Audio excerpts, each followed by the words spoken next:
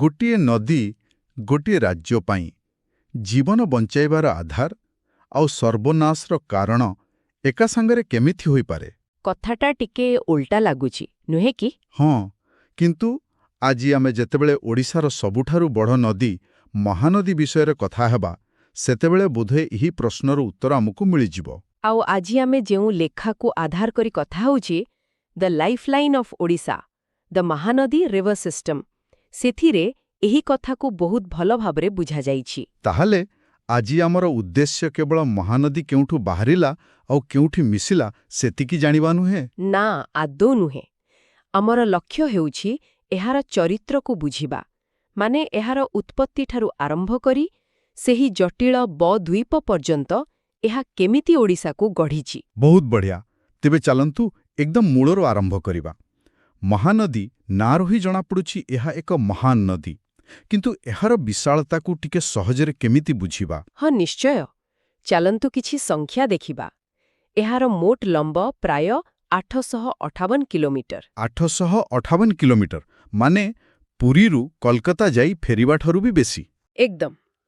ଆଉ ସେଥିରୁ ପ୍ରାୟ 494 କିଲୋମିଟର କେବଳ ଓଡ଼ିଶା ଭିତରେ ପ୍ରବାହିତ ହୁଏ। କିନ୍ତୁ ଲମ୍ବଠାରୁ ବି ଅଧିକ ଗୁରୁତ୍ୱପୂର୍ଣ୍ଣ ହେଉଛି ଏହାର ଜଳଗ୍ରହଣ ଅଞ୍ଚଳ। ଆଚ୍ଛା, ଏଇ ଜଳଗ୍ରହଣ ଅଞ୍ଚଳ ବା କ୍ୟାଚମେଣ୍ଟ ଏରିଆ କଥାଟା ଆମେ ବହୁତ ଶୁଣୁ। ଏହାର ପ୍ରକୃତ ମାନେ କ'ଣ? ଦେଖନ୍ତୁ, ଏହାକୁ ଏକ ବଡ଼ ଗାମୁଛା ବୋଲି ଭାବନ୍ତୁ। ଯେତେବେଳେ ବର୍ଷା ହୁଏ, ସେହି ଗାମୁଛାର ଯେକୌଣସି ଜାଗାରେ ପାଣି ପଡ଼ୁ, ସବୁ ଗଡ଼ି ଗଡ଼ି ଯାଇ ଗୋଟିଏ ଜାଗାରେ ଏକାଠି ହୁଏ। ବୁଝିଲି। ତେବେ ସେହି ପୁରା ଗାମୁଛାଟା ହେଉଛି କ୍ୟାଚମେଣ୍ଟ ଏରିଆ। ଠିକ୍। ଆଉ ମହାନଦୀର କ୍ୟାଚମେଣ୍ଟ ଏରିଆ କେବଳ ଓଡ଼ିଶାରେ ହିଁ ପାଖାପାଖି 65,580 ବର୍ଗ କିଲୋମିଟର। ଏତେ ବଡ଼ ଅଞ୍ଚଳର ପାଣି ଗୋଟିଏ ନଦୀରେ ଏକାଠି ହୁଏ। ଏବେ ଭାବନ୍ତୁ ତାର ଶକ୍ତି କେତେ ହେବ। ଆଉ ସେହି ଶକ୍ତିର ହିଁ ତ ଦୁଇଟା ରୂପ, ଗୋଟିଏ ଜୀବନ ଦିଏ ଆଉ ଅନ୍ୟଟି ଓଡ଼ିଶାର ଦୁଃଖ। ହଁ, ଏହି ନାଁଟା ହିଁ କାହାଣୀର ପ୍ରକୃତ ରହସ୍ୟ। ମହାନଦୀର ସବୁଠୁ ବଡ଼ ଆଶୀର୍ବାଦ ଥିଲା ତାର ପଟୁମାଟି, ଯାହା ଚାଷ ପାଇଁ ବହୁତ ଉର୍ବର। କିନ୍ତୁ ସେହି ପଟୁମାଟି ସହିତ ଆସୁଥିଲା ଅସମ୍ଭାଳ ବନ୍ୟା। ବର୍ଷ ବର୍ଷ ଧରି ଲୋକଙ୍କ ଘରଦ୍ୱାର, ଚାଷଜମି ସବୁ ଧୋଇ ହୋଇଯାଉଥିଲା। ସେଥିପାଇଁ ତ ତା ନାଁ ହେଲା ଓଡ଼ିଶାର ଦୁଃଖ। ତେବେ ସେହି ସମସ୍ୟାର ସମାଧାନ ପାଇଁ ତିଆରି ହେଲା ହୀରାକୁଦ ଡ୍ୟାମ। ଏକଦମ। ହୀରାକୁଦର ଉଦ୍ଦେଶ୍ୟ କେବଳ ପାଣି ଅଟକାଇବା ନଥିଲା। ଏହାର ଉଦ୍ଦେଶ୍ୟ ଥିଲା ନଦୀର ସେହି ବିଧ୍ୱଂସକାରୀ ଶକ୍ତିକୁ ଏକ ସୃଜନଶୀଳ ଶକ୍ତିରେ ବଦଳାଇବା। ବନ୍ୟା ରୋକିବା, ଜଳସେଚନ କରିବା ଆଉ ବିଜୁଳି ତିଆରି କରିବା। ଏହା ହିଁ ଥିଲା ଦୁଃଖକୁ ଜୀବନରେଖାରେ ବଦଳାଇବାର ପ୍ରୟାସ। କିନ୍ତୁ ଏହାର ବି ତ ଏକ ମୂଲ୍ୟ ଦେବାକୁ ପଡ଼ିଲା। ମୋର ମନେ ହୁଏ ଶହ ଶହ ଗାଁ ଆଉ ଜଙ୍ଗଲ। ନିଶ୍ଚିତ ଭାବରେ। ବିକାଶର ଏକ ମୂଲ୍ୟ ତ ସବୁବେଳେ ଥାଏ। ହୀରାକୁଦ କିଛି ଲୋକଙ୍କ ପାଇଁ ଆଶୀର୍ବାଦ ହେଲା, ଆଉ କିଛି ଲୋକଙ୍କ ପାଇଁ ବିସ୍ଥାପନର କାରଣ। ଏହା ମହାନଦୀର କାହାଣୀକୁ ଆହୁରି ଜଟିଳ କରିଦିଏ। ଚାଲନ୍ତୁ ଏବେ ତାର ଯାତ୍ରା ଉପରେ ନଜର ପକାଇବା। ଆରମ୍ଭ ତ ଛତିଶଗଡ଼ରୁ ହୁଏ, ଠିକ୍ ନା? ହଁ, ଛତିଶଗଡ଼ର ସିହାବା ପାହାଡ଼ରୁ। ସେଠାରୁ ଏକ ଛୋଟ ଝରଣା ଭାବରେ ବାହାରି ପାଡ଼ିଗାମ ପାଖରେ ଓଡ଼ିଶାରେ ପ୍ରବେଶ କରେ। ଆଉ ଓଡ଼ିଶାରେ ପ୍ରବେଶ କଲା ପରେ ତାର ଗତିପଥ ବହୁତ ଆକର୍ଷଣୀୟ। ହଁ, ଦେଖନ୍ତୁ, ସାଧାରଣତଃ ନଦୀ ପୂର୍ବ ଦିଗକୁ ବହେ, କିନ୍ତୁ ସମ୍ବଲପୁର, ସୋନପୁର ଯାଏଁ ଏହା ପ୍ରାୟ ଦକ୍ଷିଣ ଦିଗକୁ ବୁଲିଯାଏ। ଏମିତି କାହିଁକି? ନଦୀ ନିଜର ରାସ୍ତା କାହିଁକି ବଦଳାଏ? ଏହା ସମ୍ପୂର୍ଣ୍ଣ ଭାବରେ ସେହି ଅଞ୍ଚଳର ଭୂମିର ଗଠନ ଉପରେ ନିର୍ଭର କରେ। ଭୂମି ଯେଉଁ ଆଡ଼କୁ ଢାଲୁଥିବ, ପାଣି ସେହି ଆଡ଼କୁ ହିଁ ଯିବ। ଆଚ୍ଛା। ଏହି ଯାତ୍ରା ସମୟରେ ଜିରା, ଜାଉଁ ଭଳି ଛୋଟ ଉପନଦୀ ଏଥିରେ ମିଶନ୍ତି। କିନ୍ତୁ ପ୍ରକୃତ ବଡ଼ ପରିବର୍ତ୍ତନ ଆସେ ସୋନପୁରରେ। ମୁଁ ଅନୁମାନ କରୁଛି ସୋନପୁର ଏକ ବଡ଼ ମିଳନସ୍ଥଳୀ। ସେଠି ଏମିତି କ'ଣ ହୁଏ? ସୋନପୁରରେ ମହାନଦୀର ସବୁଠାରୁ ବଡ଼ ଉପନଦୀ ତେଲନଦୀ ଆସି ତା ସହିତ ମିଶେ। ଓହୋ। ତେଲନଦୀ ନିଜେ ଏକ ବହୁତ ବଡ଼ ନଦୀ ଆଉ ପ୍ରଚୁର ପାଣି ଆଣେ। ଏହି ଦୁଇ ନଦୀ ମିଶିବା ପରେ ମହାନଦୀର ଆକାର ଆଉ ଶକ୍ତି 2 ଗୁଣ ହୋଇଯାଏ। ଆଉ ଏଇଠୁ ହିଁ ଏହା ପ୍ରକୃତରେ ମହାନଦୀର ରୂପ ନିଏ। ଏକଦମ। ଆଉ ପୁଣି ଥରେ ପୂର୍ବ ଦିଗକୁ ମୁହାଁଏ। ମୁଁ ସବୁବେଳେ ଭାବେ ପାଣିର ଧାରା କେମିତି ଏତେ କଠିନ ପଥରକୁ କାଟି ରାସ୍ତା ତିଆରି କରେ। ମହାନଦୀର ଆଗାମୀ ଯାତ୍ରା ତ ନିଶ୍ଚୟ ସେହି ଶକ୍ତିର ଏକ ବଡ଼ ଉଦାହରଣ। ଆପଣ ସାତକୋଶିଆ ଗଣ୍ଡ କଥା କହୁଛନ୍ତି। ବୌଦ୍ଧ ପରେ ମହାନଦୀ ପୂର୍ବଘାଟ ପର୍ବତମାଳା ଭିତରେ ପଶେ। ଆଉ ତାପରେ ପ୍ରାୟ 120 କିଲୋମିଟର ଧରି ପାହାଡ଼କୁ କାଟି କାଟି ଆଗକୁ ବଢ଼େ। ଟିକରପଡ଼ା ପାଖରେ ଯେଉଁ ଗଭୀର ଗଣ୍ଡ ତିଆରି କରେ ତାହା ହିଁ ସାତକୋଶିଆ। କେତେ ଲମ୍ବା ସେ ଗଣ୍ଡ? ପ୍ରାୟ 22 କିଲୋମିଟର ଲମ୍ବା। ଏଠାରେ ନଦୀର ସେହି ଆଦିମ ଅନିୟନ୍ତ୍ରିତ ଶକ୍ତି ଦେଖିବାକୁ ମିଳେ। କଳ୍ପନା କଲେ ହିଁ ଦେହ ଶୀତେଇ ଯାଉଛି। ଦୁଇପଟେ ଉଚ୍ଚ ପଥରର କାନ୍ଥ ଆଉ ମଝିରେ ନଦୀ। ହଁ, ଠିକ୍ ସେମିତି। ଆଉ ଏହା କେବଳ ଏକ ସୁନ୍ଦର ଦୃଶ୍ୟ ନୁହେଁ, ଏହା ଏକ ଗୁରୁତ୍ୱପୂର୍ଣ୍ଣ ପରିବେଶ ମଧ୍ୟ। ଘଡ଼ିଆଳ କୁମ୍ଭୀରଙ୍କ ପାଇଁ ଏହା ଏକ ପ୍ରମୁଖ ବାସସ୍ଥଳୀ। ତେବେ ପାହାଡ଼କୁ କାଟି ନିଜର ଶକ୍ତି ଦେଖାଇବା ପରେ ମହାନଦୀ ଯେତେବେଳେ ସମତଳ ଭୂମିରେ ପହଞ୍ଚେ ତାର ଚରିତ୍ର ପୂରା ବଦଳିଯାଏ, ନୁହେଁ କି? ଏକଦମ। ନରାଜଠାରେ ସାତକୋଶିଆ ଗଣ୍ଡ ଶେଷ ହୁଏ ଆଉ ମହାନଦୀ ଉପକୂଳ ସମତଳ ଅଞ୍ଚଳରେ ପ୍ରବେଶ କରେ। ଆଉ ଏଠାରେ ତାର ଗତି ଧୀର ହୋଇଯାଏ। ହଁ, ଆଉ ହଜାର ହଜାର ବର୍ଷ ଧରି ବୋହି ଆଣିଥିବା ପଟୁମାଟି ଏଠାରେ ଜମା ହେବା ଆରମ୍ଭ କରେ। ଏଇଠୁ ହିଁ ତାର ବିଶାଳ ବଦ୍ୱୀପ ବା ଡେଲ୍ଟାର ନିର୍ମାଣ ଆରମ୍ଭ ହୁଏ। ଆଉ କଟକ ପାଖରେ ପହଞ୍ଚିବା ବେଳକୁ ଏହା ଭାଗ ଭାଗ ହେବା ଆରମ୍ଭ କରେ। ପ୍ରଥମ ଶାଖା ହେଉଛି କାଠଯୋଡ଼ି। ଠିକ୍ କହିଲେ। ଏଠି ଗୋଟେ କଥା ବୁଝିବା ଦରକାର, ଆମେ ଉପନଦୀ ଆଉ ଶାଖା ନଦୀ ଏହି ଦୁଇଟି ଶବ୍ଦ ବ୍ୟବହାର କରୁଛେ। ଏ ଦୁଇଟା ଭିତରେ ଫରକ କ'ଣ? ଏଇଟା ବୁଝିବା ବହୁତ ସହଜ। ଉପନଦୀ ବା ଟ୍ରିବ୍ୟୁଟରୀ ଆସି ବଡ଼ ନଦୀରେ ମିଶେ, ତାକୁ ଆହୁରି ବଡ଼ କରେ, ଯେମିତି ତେଲ ନଦୀ ମହାନଦୀରେ ମିଶିଲା। ଆଚ୍ଛା। କିନ୍ତୁ ଶାଖା ନଦୀ ବା ଡିଷ୍ଟ୍ରିବ୍ୟୁଟରୀ ଠିକ୍ ତାର ଓଲଟା। ଏଠି ବଡ଼ ନଦୀ ନିଜେ ଛୋଟ ଛୋଟ ଭାଗରେ ବାଣ୍ଟି ହୋଇଯାଏ। ଓହୋ, ମାନେ ଗୋଟେ ଗଛର ମୂଳଚର ଯେମିତି ମାଟି ଭିତରେ ଅନେକ ଶାଖାରେ ବ୍ୟାପିଯାଏ, ସେମିତି? ଏକଦମ ସେଇଆ। ମହାନଦୀ ସମୁଦ୍ର ପାଖରେ ନିଜକୁ ସେମିତି ହିଁ ବାଣ୍ଟିଦିଏ। ତାମାନେ ଏହି ବଦ୍ୱୀପ ଅଞ୍ଚଳରେ ମହାନଦୀ ଏକା ନଥାଏ, ବରଂ ଏକ ପରିବାର ଭଳି ଅନେକ ଛୋଟ ଛୋଟ ନଦୀରେ ବ୍ୟାପିଯାଏ। ଆମ ସୂତ୍ରରେ ତ ଏମିତି ଅନେକ ନଦୀର ନାଁ ଅଛି। ହଁ, ଏହି ବଦ୍ୱୀପ ଗୋଟେ ରାଜପଥ ପରି ନୁହେଁ, ବରଂ ଗୋଟେ ସହରର ଗଳିକନ୍ଦି ପରି। କିଛି ମୁଖ୍ୟ ରାସ୍ତା ଅଛି, ଯେମିତି ମହାନଦୀ, କାଠଯୋଡ଼ି, ଦେବୀ, ବିରୁପା। ଆଉ ଏଇ ମୁଖ୍ୟ ନଦୀମାନଙ୍କରୁ ପୁଣି ଛୋଟ ଛୋଟ ଶାଖା ବାହାରିଛି, ଯେମିତିକି ଧନୁଆ, ରତ୍ନଚିରା, ନୁଣା। ହଁ, ଆଉ ଏହି ସବୁ ଛୋଟ ଛୋଟ ନଦୀ ହିଁ ସ୍ଥାନୀୟ ଅଞ୍ଚଳକୁ ଜୀବନ ଦିଅନ୍ତି, ଚାଷ ପାଇଁ ପାଣି ଯୋଗାନ୍ତି। ଏଇ ଶାଖା ନଦୀମାନଙ୍କ ମଧ୍ୟରୁ କାହାର କିଛି ବିଶେଷତ୍ୱ ଅଛି କି? ଯେମିତିକି କାଦୁଆ ନଦୀ ବିଷୟରେ ଇଣ୍ଟରଫ୍ଲୋ ବୋଲି ଲେଖା ଅଛି। ଏହାର ମାନେ କ'ଣ? ଏଇଟା ଏକ ବହୁତ ମଜାଦାର ବ୍ୟବସ୍ଥା। ଇଣ୍ଟରଫ୍ଲୋ ମାନେ ଏହି ନଦୀ ଗୋଟିଏ ନଦୀରୁ ବାହାରି ଆଉ ଗୋଟେ ନଦୀରେ ମିଶେ, ମାନେ ଦୁଇଟି ମୁଖ୍ୟ ନଦୀ ଭିତରେ ଏକ ସଂଯୋଗକାରୀ କେନାଲ ଭଳି କାମ କରେ। ଓହୋ, ତାର ଲାଭ କ'ଣ? ଲାଭ ହେଉଛି, ଯେତେବେଳେ ଗୋଟିଏ ନଦୀରେ ପାଣି ବଢ଼ିଯାଏ, ଏହି ଇଣ୍ଟରଫ୍ଲୋ କିଛି ପାଣିକୁ ଅନ୍ୟ ନଦୀକୁ ପଠାଇ ଦିଏ। ଏହା ପ୍ରକୃତିର ନିଜସ୍ୱ ବନ୍ୟା ନିୟନ୍ତ୍ରଣ ବ୍ୟବସ୍ଥା। ଏହା ତ ଅବିଶ୍ୱସନୀୟ। ତାମାନେ ଏହି ପୁରା ବଦ୍ୱୀପ ଗୋଟିଏ ଜୀବନ୍ତ, ଜଟିଳ ନେଟୱାର୍କ ଭଳି କାମ କରେ। ନିଶ୍ଚିତ ଭାବରେ। ଆଉ ଏମାନଙ୍କର ସାଂସ୍କୃତିକ ଗୁରୁତ୍ୱ ବି ଅଛି, ଯେମିତିକି ପ୍ରାଚୀ ନଦୀ। ହଁ, ପ୍ରାଚୀ ନଦୀ ଉପତ୍ୟକା କଥା ତ ଆମେ ପଢ଼ିଛୁ। ଏକଦମ। ଆଜି ଏହା ଏକ ଛୋଟ ନଦୀ ହୋଇପାରେ, କିନ୍ତୁ ଏହାରି କୂଳରେ ଦିନେ ଏକ ମହାନ ସଭ୍ୟତା ଗଢ଼ି ଉଠିଥିଲା। ଏହି ନଦୀ ପ୍ରଣାଳୀ କେବଳ ଚାଷ ପାଇଁ ନୁହେଁ, ସଂସ୍କୃତି ଓ ସଭ୍ୟତାର ବିକାଶ ପାଇଁ ବି ଗୁରୁତ୍ୱପୂର୍ଣ୍ଣ ଥିଲା। ତେବେ ଏହି ସମସ୍ତ ଶାଖା ପ୍ରଶାଖା ନଦୀମାନଙ୍କର ଶେଷ ଗନ୍ତବ୍ୟସ୍ଥଳ ହେଉଛି ବଙ୍ଗୋପସାଗର। ସମସ୍ତେ ସମୁଦ୍ରକୁ ହିଁ ଯାଆନ୍ତି, ନା ଏଥିରେ କିଛି ବ୍ୟତିକ୍ରମ ଅଛି? ଏଇକି ହିଁ ମହାନଦୀର କାହାଣୀରେ ଆଉ ଗୋଟେ ରୋଚକ ମୋଡ଼ ଆସେ।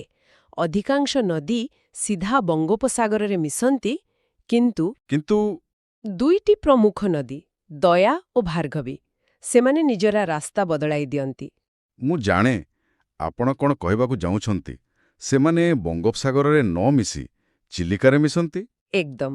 ଆଉ ଏହା ଚିଲିକା ପାଇଁ ଏକ ଜୀବନରେଖା ଭଳି କାମ କରେ। କେମିତି? ଦେଖନ୍ତୁ, ଚିଲିକା ଏକ ଲୁଣି ହ୍ରଦ, କିନ୍ତୁ ତାର ପରିବେଶକୁ ସନ୍ତୁଳିତ ରଖିବା ପାଇଁ ମଧୁର ପାଣିର ନିୟମିତ ପ୍ରବାହ ଦରକାର। ଆଉ ସେହି ମଧୁର ପାଣି ଦୟା ଓ ଭାର୍ଗବୀ ନଦୀ ଯୋଗାନ୍ତି? ହଁ, ଏହା ଚିଲିକାର ଲବଣାଂଶକୁ ନିୟନ୍ତ୍ରଣ କରେ, ପଟୁମାଟି ଆଣି ତାର ଜୈବ ବିବିଧତାକୁ ବଢ଼ାଏ, ମାଛ ଓ ପକ୍ଷୀଙ୍କ ପାଇଁ ଏକ ଭଲ ପରିବେଶ ତିଆରି କରେ।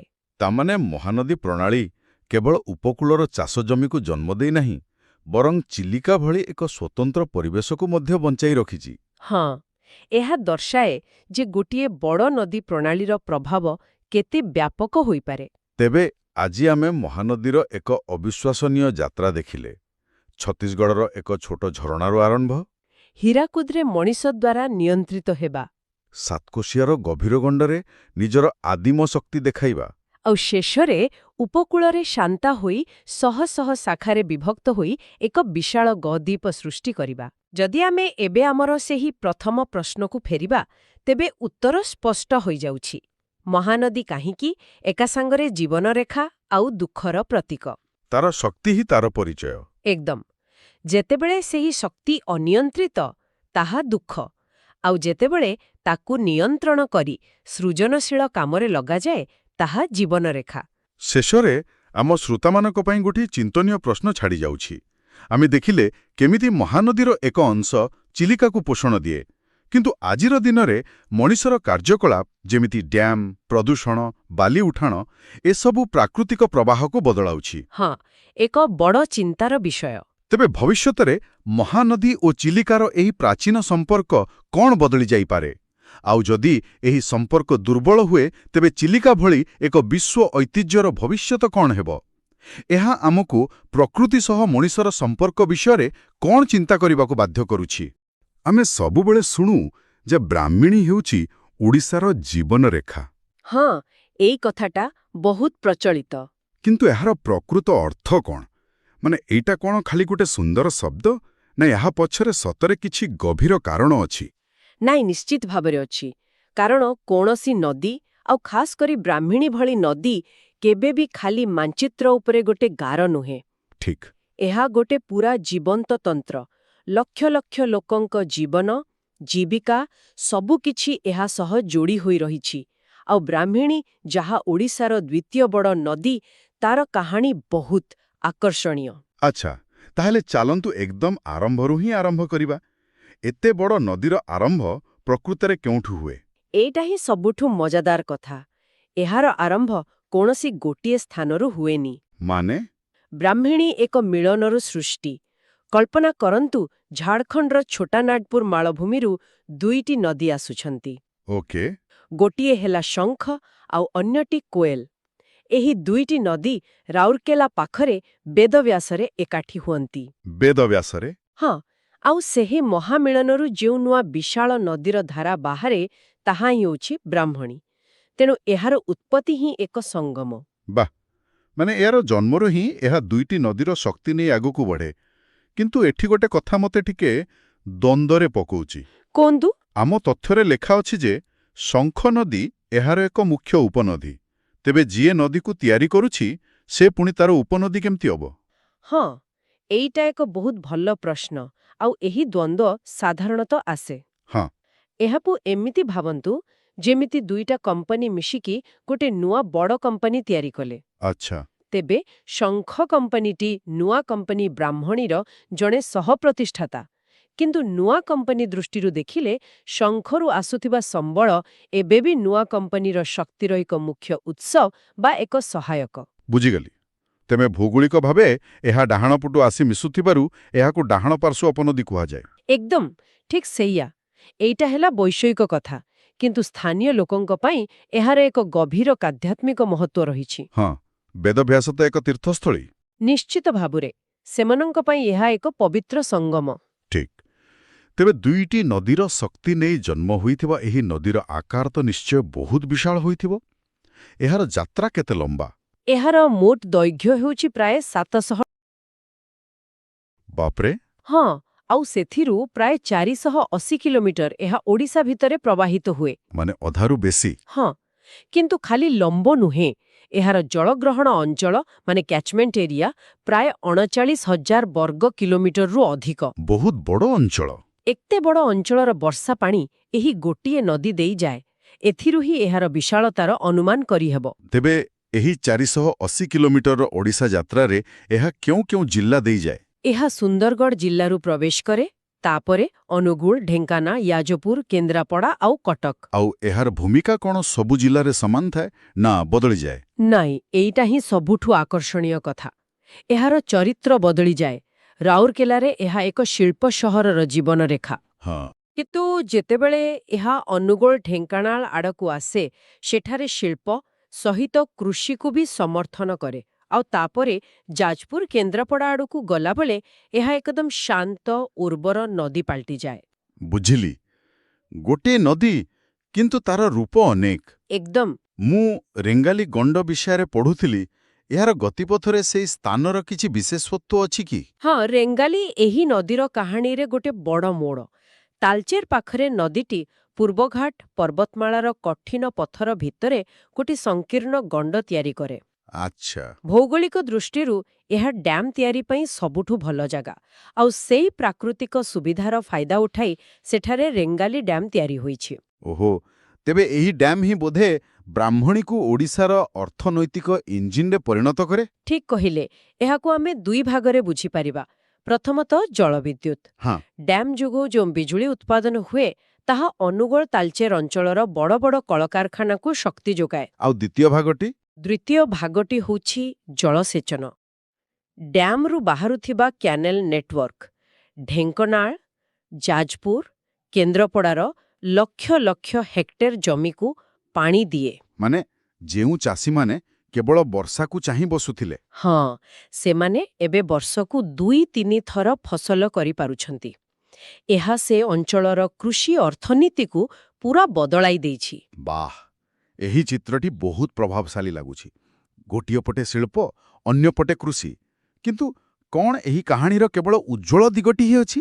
ନା, ଏଇଠି ହିଁ ଜୀବନରେଖାର ସବୁଠୁ ବଡ଼ ଚ୍ୟାଲେଞ୍ଜ ସାମ୍ନାକୁ ଆସେ। କେମିତି? ବିକାଶର ମୂଲ୍ୟ କଥାଟା।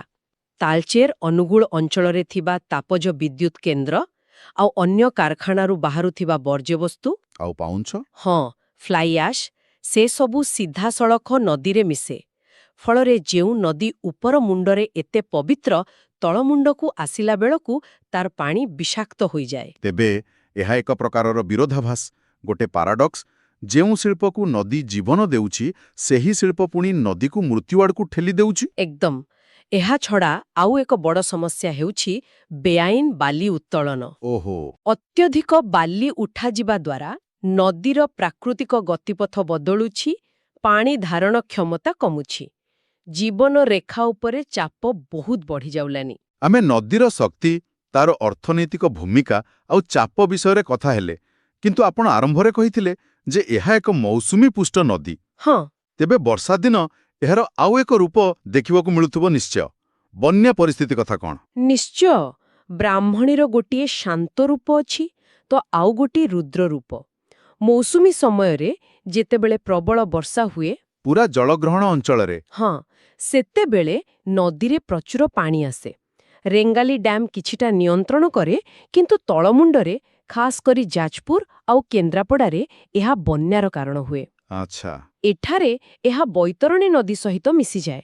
ଯେତେବେଳେ ଦୁଇଟି ଯାକ ନଦୀରେ ଏକା ସାଙ୍ଗରେ ବନ୍ୟା ଆସେ, ପରିସ୍ଥିତି ଭୟଙ୍କର ହୋଇଯାଏ। ତେବେ ଆଜିର ଆଲୋଚନା ପରେ ଆମେ ଯେଉଁଠୁ ଆରମ୍ଭ କରିଥିଲେ ସେଇଠି ପୁଣି ପହଞ୍ଚିଛେ। ବ୍ରାହ୍ମଣୀ କ'ଣ ପ୍ରକୃତରେ ଓଡ଼ିଶାର ଜୀବନରେଖା? ମୋତେ ଲାଗୁଛି ଉତ୍ତର ହେଉଛି ହଁ, କିନ୍ତୁ ଏକ ସତର୍କବାଣୀ ସହିତ। କେମିତି? ଏହା ନିଃସନ୍ଦେହରେ ଏକ ଜୀବନରେଖା, କାରଣ ଏହା ରାଜ୍ୟର ଶିଳ୍ପ ଆଉ କୃଷି ଦୁଇଟି ମୁଖ୍ୟ ସ୍ତମ୍ଭକୁ ଧରି ରଖିଛି। କିନ୍ତୁ ଏହି ଜୀବନରେଖା ବର୍ତ୍ତମାନ ଅତ୍ୟଧିକ ଚାପଗ୍ରସ୍ତ। ପ୍ରଦୂଷଣ, ଜଳବାୟୁ ପରିବର୍ତ୍ତନ, ମାନବୀୟ ହସ୍ତକ୍ଷେପ ଏସବୁ ତାର ସ୍ୱାସ୍ଥ୍ୟକୁ ଦୁର୍ବଳ କରୁଛି। ତେଣୁ ଏହା ଏକ ଶକ୍ତିଶାଳୀ କିନ୍ତୁ ସଙ୍କଟାପନ୍ନ ଜୀବନରେଖା। ଏହି ଆଲୋଚନା ପ୍ରକୃତରେ ଆଖି ଖୋଲିଦେଲା। ତେବେ ଆମ ଶ୍ରୋତାମାନଙ୍କ ପାଇଁ ଶେଷରେ ଏକ ଚିନ୍ତନୀୟ ପ୍ରଶ୍ନ ଛାଡ଼ିଯିବା। ନିଶ୍ଚୟ। ଆମେ ଦେଖିଲେ ଯେ ବ୍ରାହ୍ମଣୀର ଶକ୍ତି ମୌସୁମୀ ଉପରେ ନିର୍ଭରଶୀଳ, ଆଉ ତା ଉପରେ ଶିଳ୍ପ ଓ କୃଷିର ଚାପ ବଢ଼ି ଚାଲିଛି। ହଁ। ଜଳବାୟୁ ପରିବର୍ତ୍ତନର ଏହି ଯୁଗରେ ଯେତେବେଳେ ବର୍ଷା ଅନିଶ୍ଚିତ, ଏହି ଜୀବନରେଖାକୁ ଭବିଷ୍ୟତ ପାଇଁ ସୁରକ୍ଷିତ ରଖିବାକୁ ହେଲେ କେବଳ ସରକାରୀ ଯୋଜନା ନୁହେଁ, ବରଂ ଜନସାଧାରଣଙ୍କ ସ୍ତରରେ କେଉଁ ପ୍ରକାରର ନୂଆ ଚିନ୍ତାଧାରା ଏବଂ ଦାୟିତ୍ୱବୋଧର ଆବଶ୍ୟକତା ରହିଛି।